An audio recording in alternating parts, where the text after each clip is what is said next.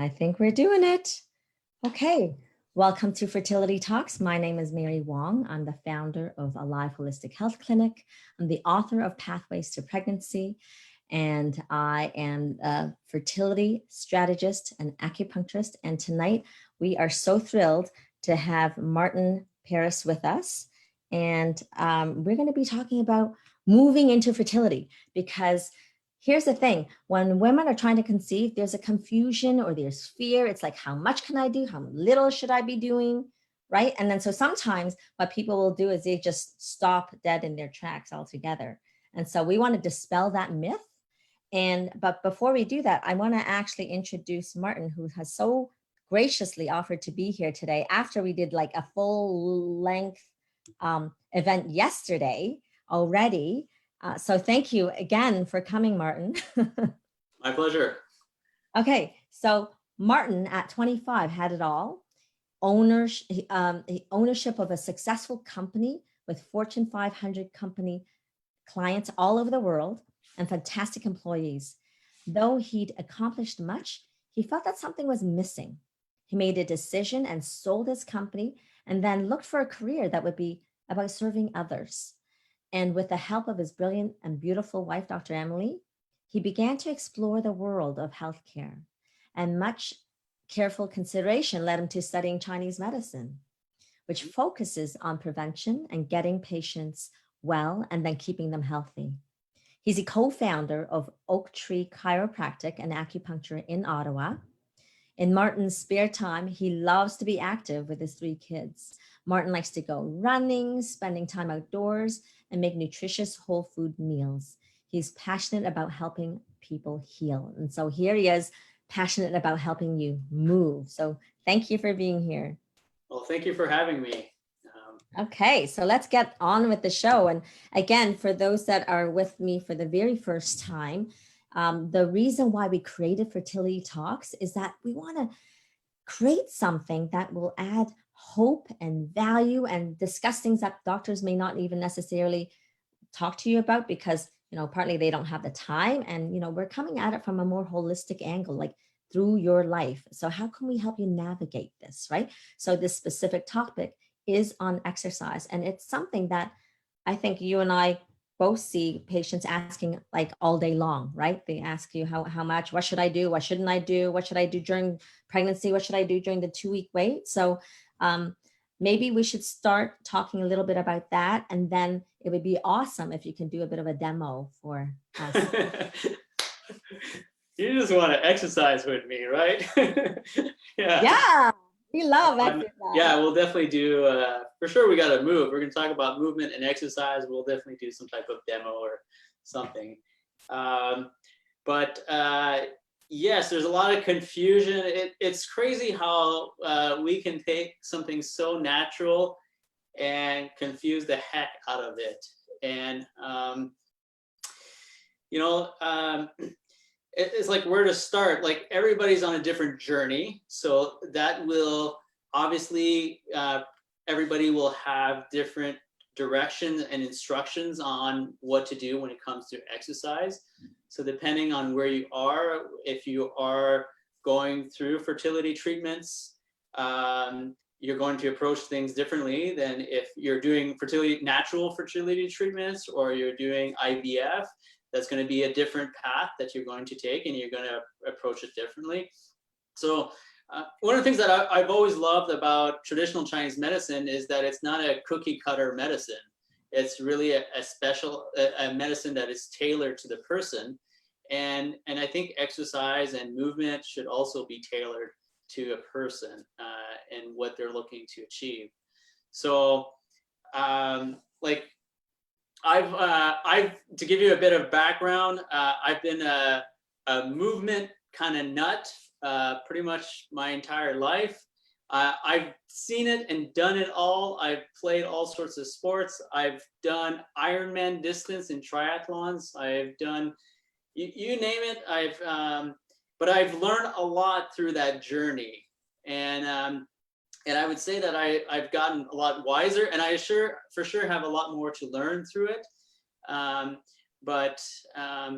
I think there's a lot of stress associated around exercise, and unfortunately, some women and men will take this and create it a very stressful experience. And stress is one of the worst thing you can do if you're trying to conceive. If you're working on your fertility, you want to try to mitigate and reduce the amount of stress. And the idea of like working hard all day and then going to the gym and then again working hard maybe 5 times a day, 5 times a week. And then if you don't do that, the guilt associated with all of that, that's just a recipe for a disaster and for creating trouble with fertility. So I approach fitness in a way that I've really considered myself. I'm really thinking about the long-term game and to make this. So I've really approached it in a way that when I do things related to fitness, I try to make it into a playful and fun activity. So, and that's what I want to keep doing. I want to keep playing. At the end of the core of really like what brings me a lot of joy is to be playful with my kids, playful with my friends, and sometimes that often involves movement. So, so for me, it could be playing a bit of basketball, or it could be playing, tossing a frisbee on the beach. It could be skiing with some friends, or cross-country skiing with my family. And I try to approach it in a way that, this was so playful. It wasn't a stressful experience at all. Mm-hmm. Like a lot of times I tell people, I don't really exercise, like, because I think exercise, I see it as a very negative kind of like, I got to go to the gym and lift some weights and get on a treadmill and run and train. And I've done that. And I'm not saying that that's like, if you enjoy it and you're maybe training for whatever, a race but in general, one of my philosophy now is really how can I encourage more playful things into my life, and how can I do that with movement and exercise? So yeah. I think that's really great. I love that perspective. Now I want to bring it back to today. And today is, we cannot go out and toss a frisbee because everyone is socially isolating and socially distancing. So there's not much interaction with your friends or family. Well, okay, family, but we're talking more about people that want to create a family. And sure, there are people that are experiencing secondary infertility, and typically they're very young kids. So really they're feeling pretty trapped in their home. So then it's like, okay, well, now how do we incorporate movement that can also be playful and fun? So I think that's an important thing to address as well in this time, right? Sure. Well, in terms of like, so one of the things and one of my strategies in terms of to do that lately, and probably more than ever, but my whole house is designed a little bit in a exercise kind of gym way, not in a way you would think of it, but I have stairs.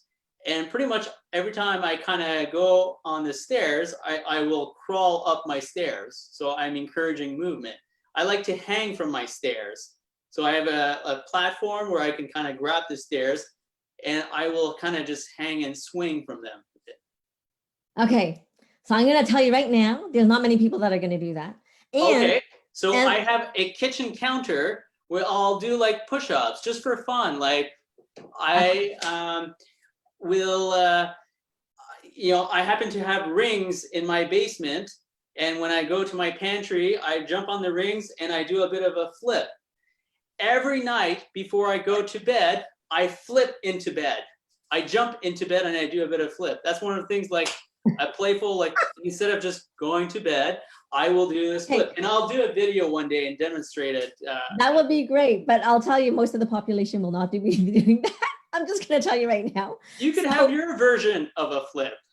Okay, great. Even better. Yeah. And then, don't forget too, people like women will make, and then maybe there's the fear of like, if they're in that place of, I just, it's my 2-week wait.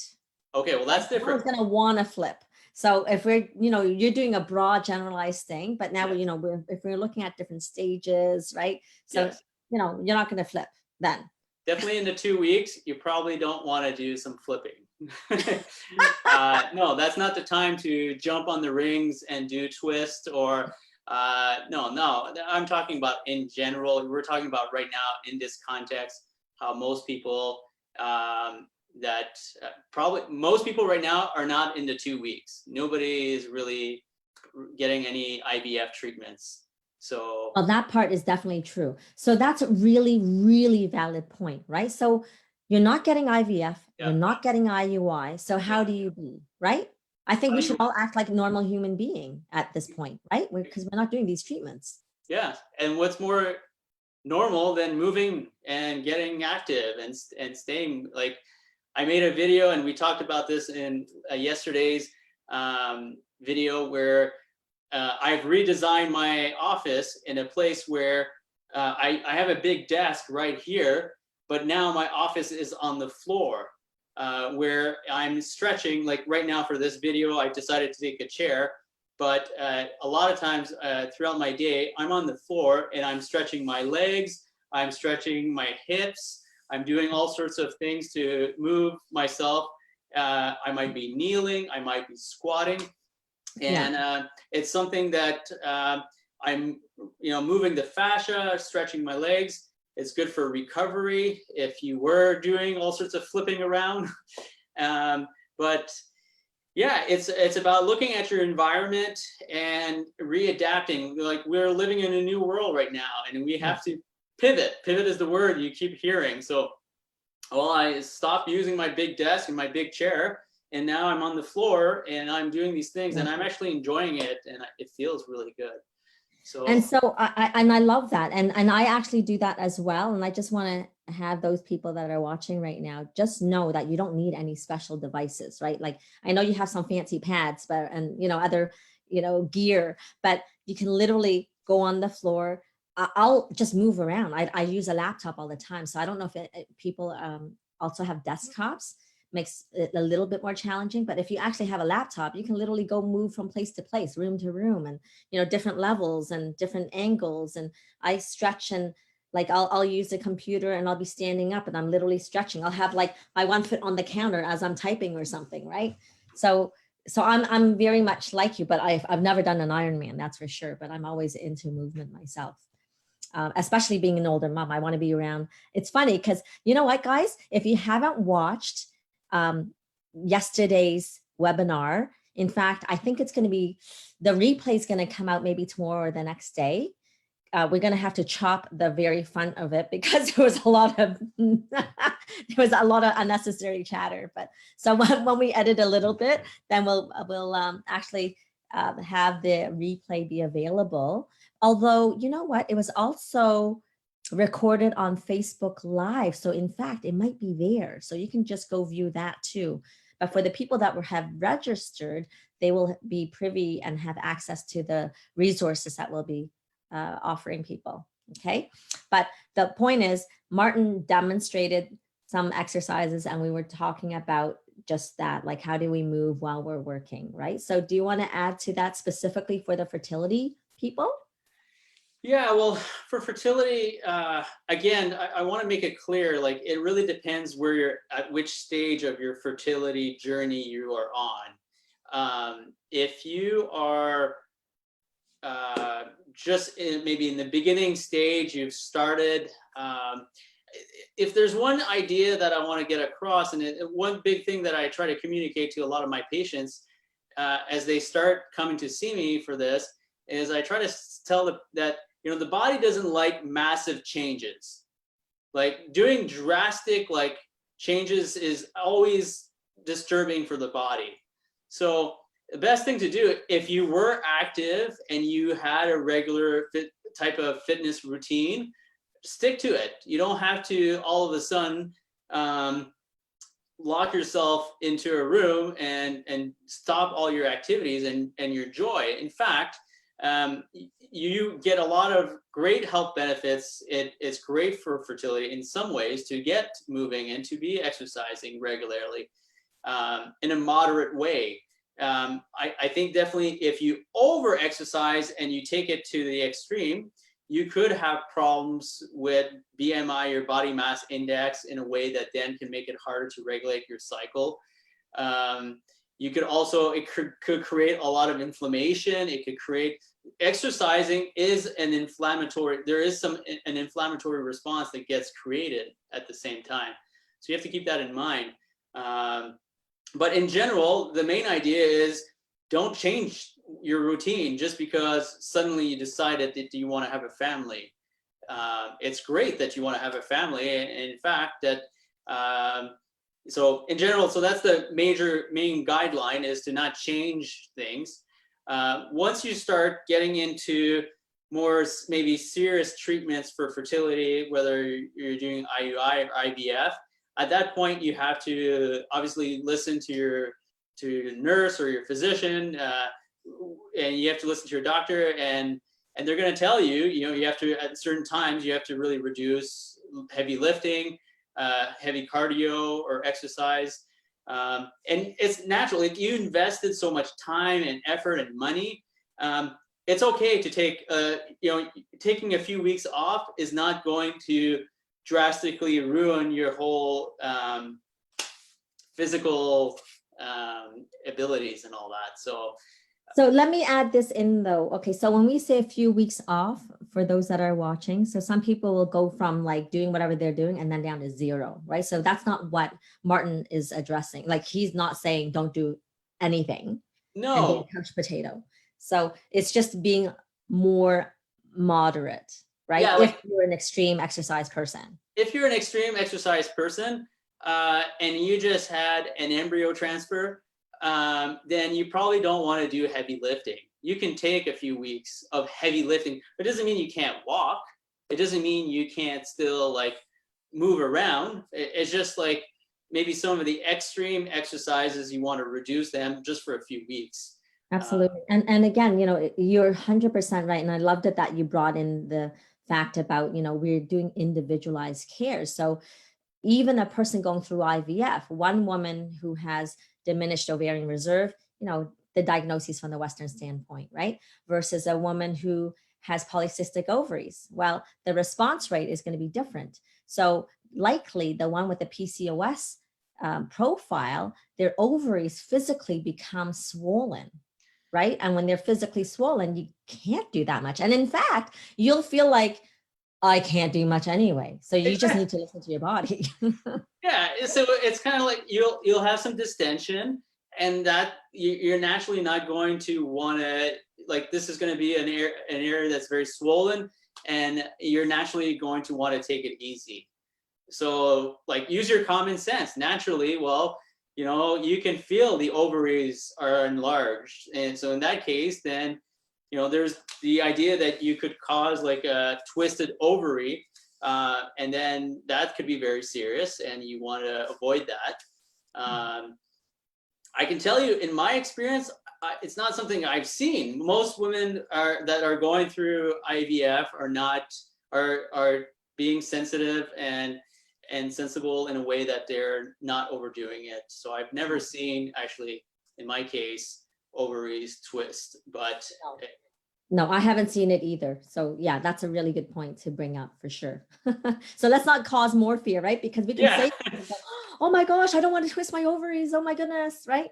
So it's, and in fact, all of this, what we're saying is, again, about mitigating the stress. So if it causes you stress, I always say this, like when a person says, oh, should I be doing this? My first thing is like, well, if you do it, and if you don't get pregnant, are you going to blame it on that? Right? It's a person's individualized comfort level and risk tolerance as well, right? So some people are like, oh yeah, I'm fine, totally, right? I have a lady who's currently pregnant right now, and she's like, Mary, should I exercise? And she kept on going right after, like, she had her transfer. I'm like, okay, as long as you feel good about it. I said, what if it doesn't work out? Are you going to regret it and think that it's from the exercise? She's like, no. I'm like, okay, great. And for her, it was a great way to keep her stress down. Because, for some people, exercise is a great way to relieve stress. And for others, it's the opposite. Yeah. So, right? Yeah. So it's an individualized thing. For me, like, if, I know that in some ways, my hormones are working better when I am active and I'm exercising. I can tell naturally I feel better. I feel more alive. And the times that I am more cooped inside and I realize, hey, I haven't done anything over like 3, 4, 5 days, it starts to I start to feel it. So everybody's designed a little bit differently. But I always often say also in to a certain degree, but if sometimes they ask me I feel like I should go and exercise. And then I say, well, if you feel like that, then you're right. Or some people say, well, I feel like I shouldn't exercise. Well, you're right. Whatever, go with your feel and go with your intuition. So I've had that conversation so many times. I ask, well, what do you think? Well, I think I should exercise. And you're right. With some type of, we don't want to be delusional and to say, well, I should go and do some bungee jumping. I feel like I should go and jump off a plane. Okay, let's use some common sense at the same time. But in general, I kind of what you're talking about. Let's use a bit of our intuition and our feelings into what we want to do. So this brings a really great point. So thanks for addressing this. So when you say feel, just be present to your intuition. Sometimes when we're down that tunnel of fertility treatments, it is really hard to have a straight head.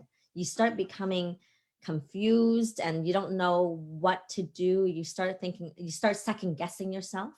And when you're in that place, you're coming from a place of fear. And again, yesterday we addressed this, right? So, you could be humming along and someone puts this fear in your head, and that's the only thing you can focus on. And it doesn't allow you to really think straight or make great decisions.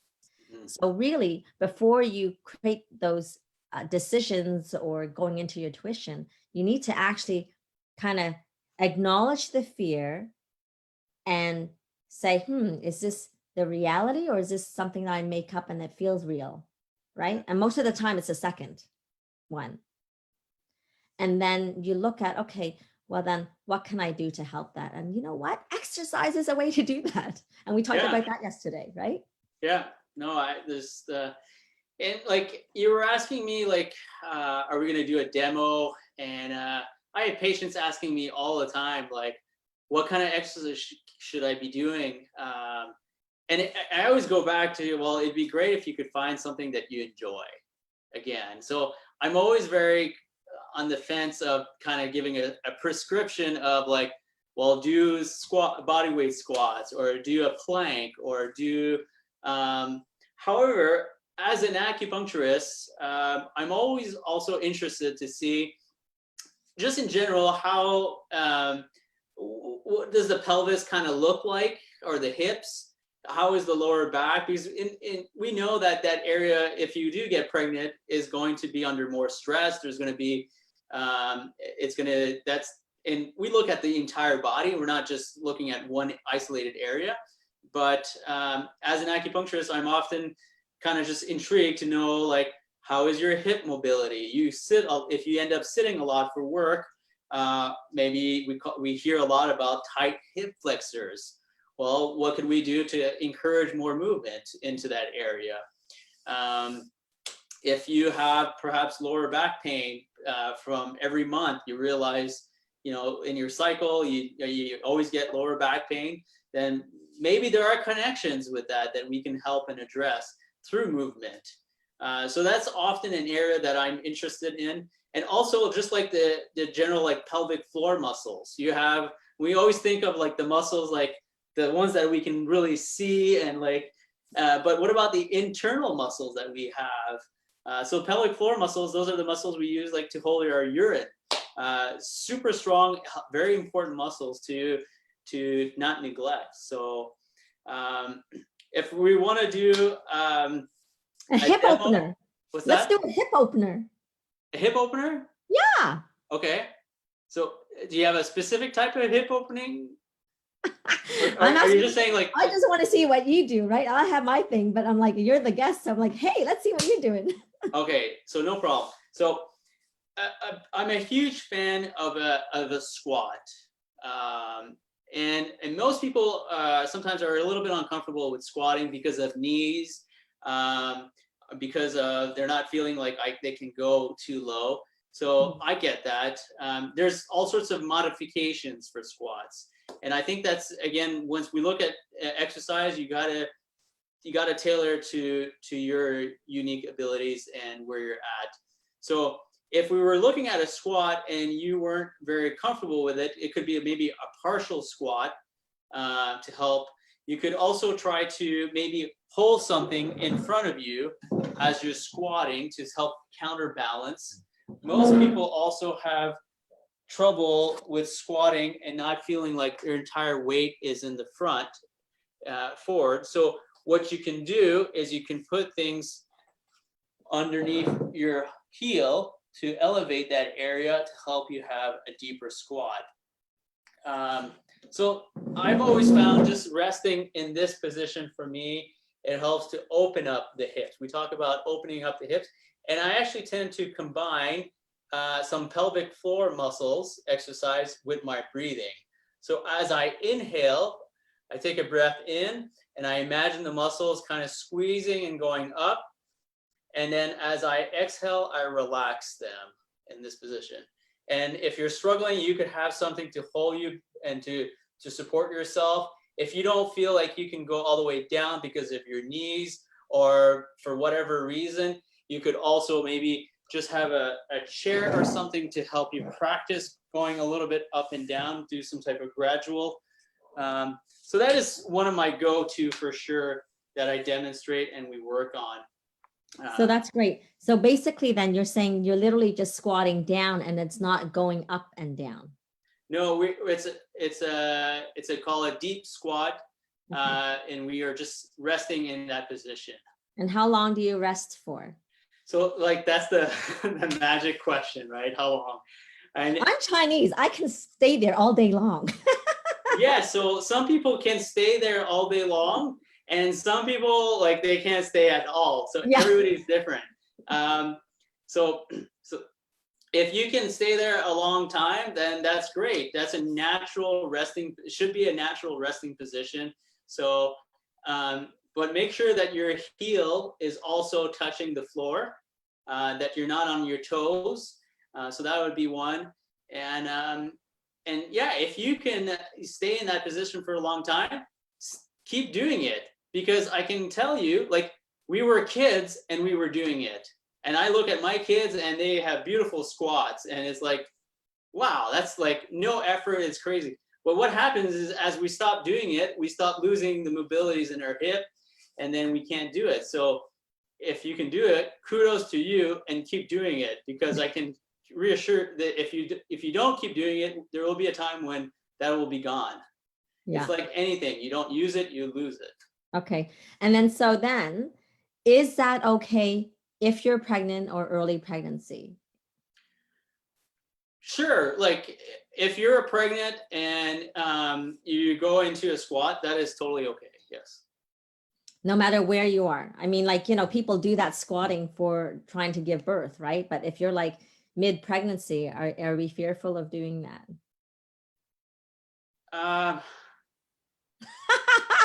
I say this because, see, I used to do a lot of Tai Chi, and then you do the Danyus, right? So you go up and down, and people can't really see me, but you're doing the Danyus and you're actually squatting, but you're going up and down. And that you're not really supposed to do. Oops, I don't know why my camera just did that. Okay. That's so, okay. Just but the difference is you're actually going up and down. So you actually, it's different than just staying in a static pose, I believe, right? Yeah. And again, I think it goes back to the person, and like if you've been experienced in doing deep squat, or you've experienced, like you've done yoga, you've had some experience in that. I don't think that because you're halfway pregnant, that is your body's going to start. You're whatever, like you're gonna go into labor because of all of a sudden you were doing that. You know what? It's so true, because I think I wasn't ever thinking about it while I was pregnant. So I think I did it all along anyway. So the other piece then, okay, so if people are keen about exercise, But then how about the other bit where like someone in fact emailed and we didn't see it, the question. He's like, but what happens if you just, like, exercise, I know intellectually it's good for me, but I'm just feeling really awful and I just don't feel motivated. I can even barely get up. I'm a little depressed. Like, how can I motivate myself to get up and move? Yeah, so there's different strategies for that. Perhaps you could maybe call a friend and ask if, like, I tend to be a lot more motivated when I have some type of accountability. I have a friend that I know I'm going to meet up and we're going to go for a walk, or we're going to go for a gentle maybe bike ride, or I'm just using a different, but it's just maybe like if you're really don't feel bad. Like, we've created a lot of guilt. Like if we feel like we need to rest all of a sudden, that is totally normal. And it's good to listen to your body, and yeah, take a few days to really maybe rest more or to be lazy. That's okay. Like I think we've created way too much stress on, like, if you're not doing enough, then you're going to cause problems to your baby. But That's if really great. but if you find that you're still stuck and you're almost like getting into a bit of a depressive state, then perhaps calling a friend and saying, hey, I really need, reach out and I really need some help. And would you go on a walk with me? Just that. I think, excuse me. And you know what? I'm going to add this in, okay? Just because we're literally in a predicament, I say you could still go out and walk with your friend while they're on their phone and you're on your device. Sure. Virtual walking. Virtual walk, right? What the heck? Because we're still able to go outside. I mean, people are totally distancing anyway. And there's not a lot of people outside when you go for a walk these days. So no, like, and we're going to go back to real life. And then eventually, like, people are going to be able to return back to having interactions with people. So, if we're just talking about right now, okay, we're in a very unique, this is like the one that like, this has never happened. So, no. But in general, they're comparing it to like World War II or something, right? Like, so, because this is a really unique circumstance. So we will pull out of it. Yeah. Just so you guys know. But yeah, that's what I try to, if we're stuck, not be afraid to reach out to a friend or a family member and just say, listen, I really need help. I'm feeling very kind of maybe weak, or I don't have any motivation to go out and do something.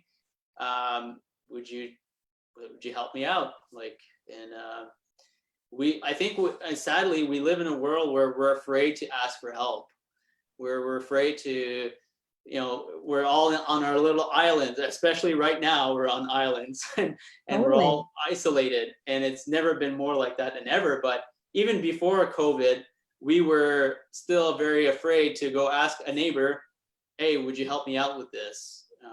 So yeah. I would encourage people to start, like, be different. And if you're really stuck and you need to, like, my wife does well in exercise when she has a friend to go out and do it with. She loves to she has a few neighbors and they go and do their things, and they just, but she won't do it on her own. It's just, it won't happen. Okay.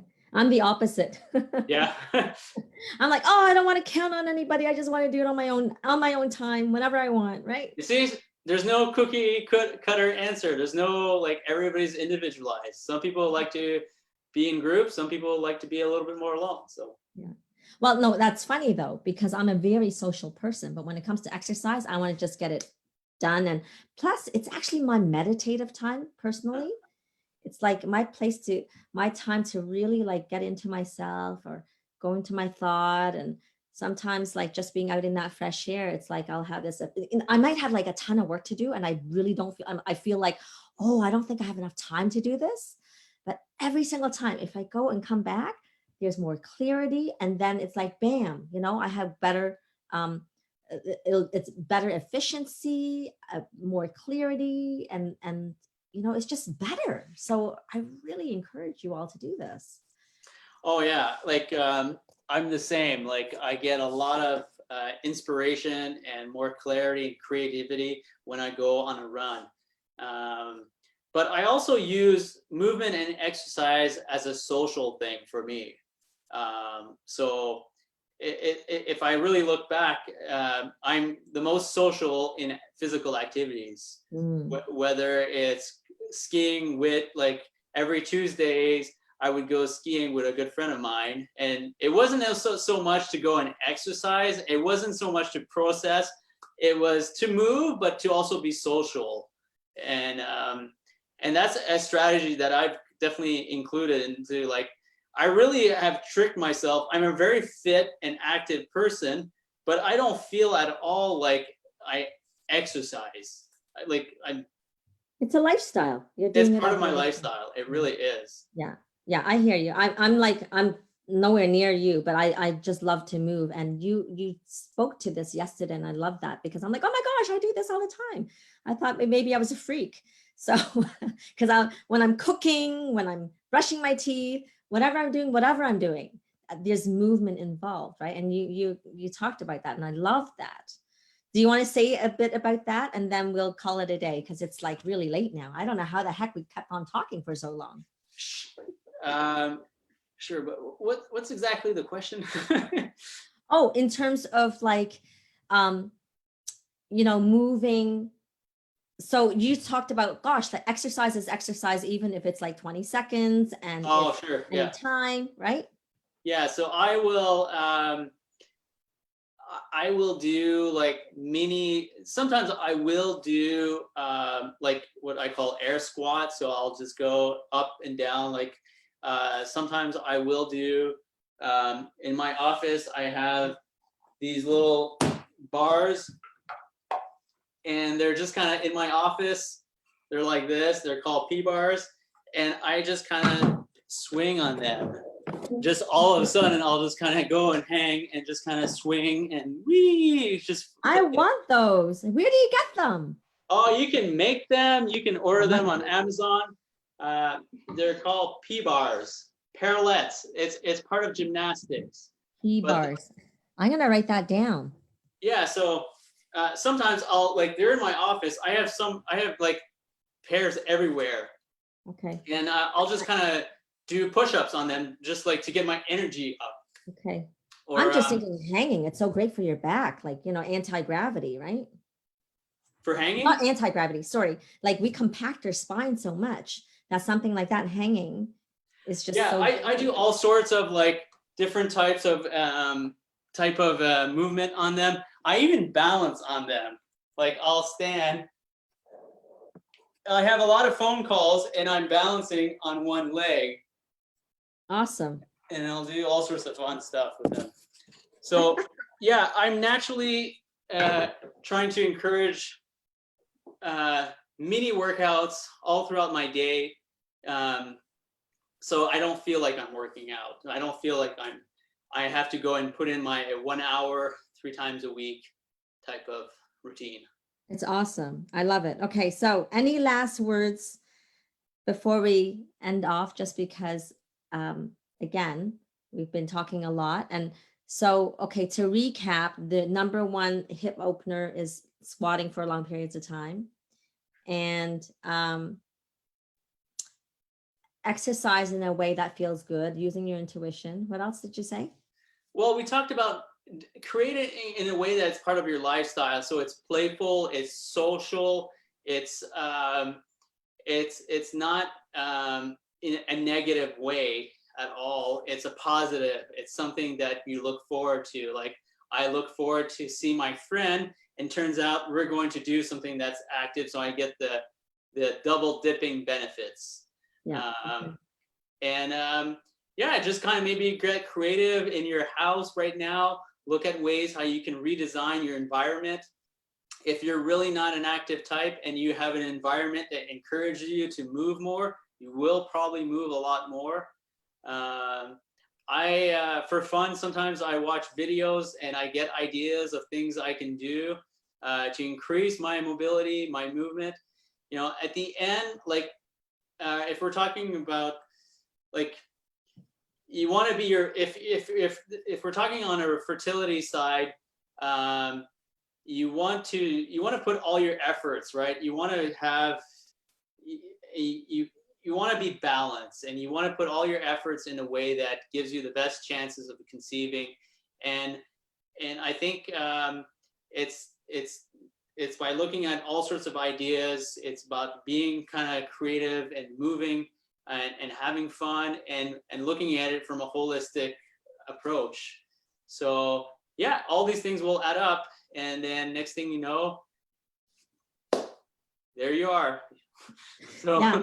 And so then just to basically putting it in another way, Martin is talking about, again, how you're being in what you're doing. So the doing is the activity, the exercise, but how you're being as it is just as important, maybe even more important than the actual doing. So we have to balance both. Okay. So thanks guys for being here. Next week, we're going to be talking to Dr. Prati Sharma, who's a reproductive endocrinologist out of Create in Toronto, Jan Silverman, who is a fertility counselor, and the Susanna Dracul, who actually was a fertility patient as well as a patient for holistic medicine. So she's a patient of mine.